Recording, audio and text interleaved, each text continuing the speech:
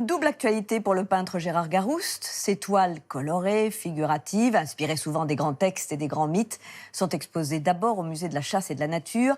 L'artiste s'y est intéressé à la légende de Diane et Actéon du poète latin Ovide. Et puis parallèlement, une trentaine de ses œuvres inédites sont présentées à la galerie Templon à Paris. Matteo Caranta a rencontré le créateur de 72 ans qui a longtemps lutté contre la maladie mentale et que l'art a sauvé.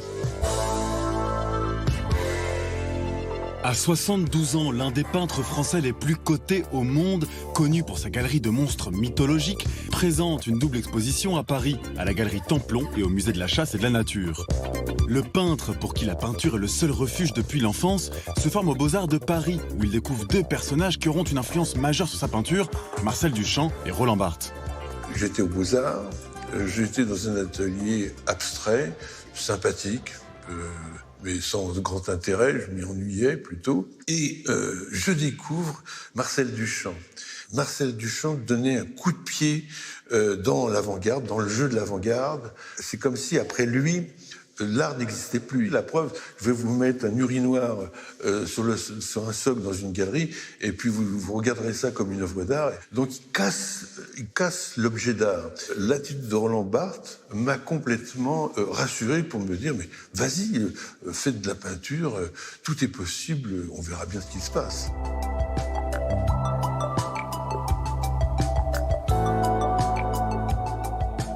Cette connaissance du sens des mythes, je le dois à Roland Barthes, qui a écrit un livre merveilleux. J'ai commencé à faire confiance à la peinture en lisant Roland Barthes, parce que rien que le fait de peindre, à une époque où il existe la photographie, la vidéo, le cinéma, qu'est-ce que devient la peinture là-dedans ? Eh bien, la peinture est du côté du mythe elle-même, c'est-à-dire intemporelle. Et sa double exposition s'intitule Zeugma, une thématique cruciale pour Gérard Garouste. Zeugma en grec, ça veut dire le pont. Mais en fait, c'est plus complexe que ça. C'est quel est le lien entre deux univers qui apparemment n'ont rien à voir l'un avec l'autre.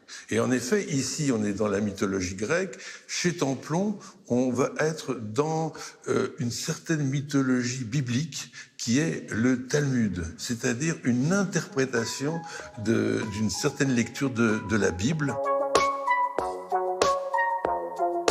Pour le musée de la chasse, il approche le mythe de Diane et Actéon, d'après les métamorphoses d'Ovide. Dans ce mythe, le poète latin raconte comment Actéon, après une partie de chasse sanglante, aperçoit la déesse Diane prendre un bain, nue, dans une rivière. Diane s'en rend compte et transforme Actéon en cerf, qui se fait alors dévorer par ses chiens. L'intérêt d'un mythe, quel qu'il soit, c'est de l'interpréter. J'ai voulu, dans mon exposition, régler un compte à Actéon. C'est un personnage lubrique, pervers. Il prend un de ses chiens, il le sodomise. Et à ce moment-là, les chiens dévorent Actéon, qui s'est en effet transformé en cerf. C'est une étude de notre comportement humain. Et si Garouste s'est amusé de la chasse et d'Actéon, sa peinture puise également dans le Talmud, grand texte de référence de la tradition juive. Le Talmud, c'est une interprétation du texte biblique. Les maîtres prennent ces textes et les interprètent par des petites histoires qui, à voir comme ça, paraissent totalement surréalistes. Et là, pour un peintre, ça devient très intéressant.